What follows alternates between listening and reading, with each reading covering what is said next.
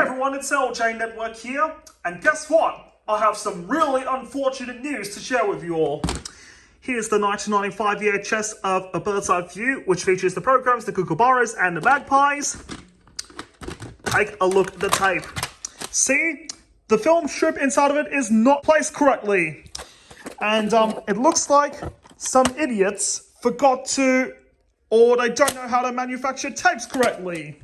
So, here's the story about what happened. So, this was going to be my next VHS opening, but I just found out that the tape would not play for a bizarre reason. And I'm going to show you why.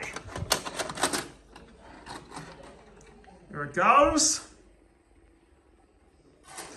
And that's it. It ejects. Well, you know what? This tape is a useless piece of garbage. And I cannot believe it. Because the tape, like I said earlier, these idiots did not fix the tape right. So you know what? I'm gonna be left with no choice but to throw it out immediately.